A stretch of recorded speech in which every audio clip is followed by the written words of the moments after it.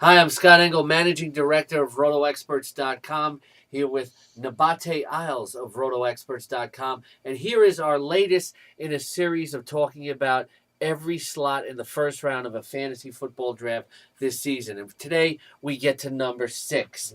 Number 1 through 5 was a little easier, especially 1 through 4. But when you get to number 6, the decision is not easy, especially in a standard scoring, non PPR format where you're probably looking at taking a running back there. At number 5 in a lot of leagues in a non PPR, after those top 4 are off the board, I would say in 3 of out of every 4 leagues, at least that I've been in, or mocks, whatever, Frank Gore will go off the board. So at number 6, what you're looking at is Michael Turner. Michael Turner, probably logically the next pick off the board, according to a lot of experts. But a lot of fantasy players, after what happened last year, maybe they got burned by Turner and they don't want to pick him again. They're worried that he's going to get hurt, that he won't be worth the high number 6 overall, sometimes a mid-first round pick there.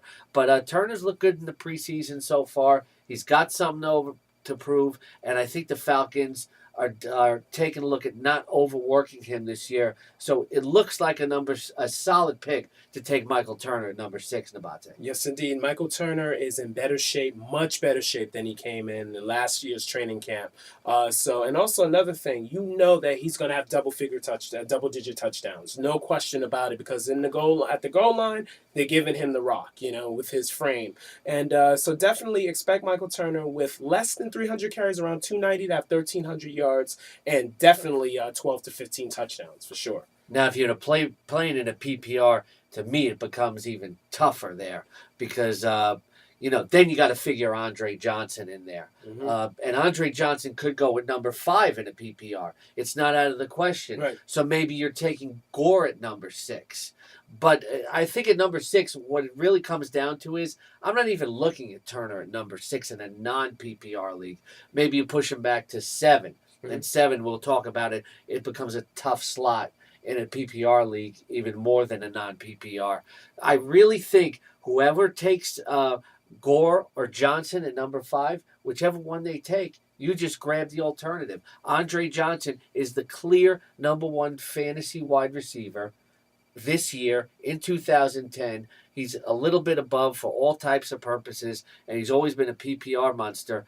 I think if you get Andre Johnson at number 6, you're doing really well in a PPR league. Oh, there's no question about it, because Michael Turner, pretty much he averages, I believe, around 8 catches per season over the last 3 years. So that's unacceptable for a PPR league. So of course, Andre Johnson, someone that gets targeted, he got targeted 171 times in 2009. So it's just amazing. I'm excited about Andre Johnson this year. That's why I'm almost out of breath. Yeah, and sometimes people say, well, should I take Johnson because basically coming around on the turn there'll be a lot of good fantasy wide receivers. I think it's about just taking the best player available. And then there's another scoring format to consider.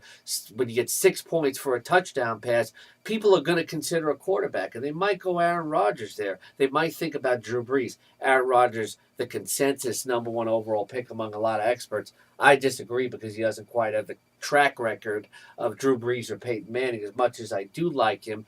But I think taking a quarterback at number 6 is a bit of a reach in any fantasy format. Yeah, it is definitely, because you never know. That's the thing. You have so much talent at the quarterback position. You can always wait to the 3rd or 4th round to pick up a Tom Brady or pick up Phillip Rivers, like a quarterback that is of that caliber. It's always important to get that running back or wide receiver that will get you points, especially when there's a point for every 10 yards. All right, Scott Engel for Nabate Isles. For more exclusive and in-depth RotoExperts.com videos, including auction tips from this man himself, check out our exclusive Edge package. We'll see you next time with the analysis of the number 7 overall pick. Boy, it gets even tougher. Trickier and trickier.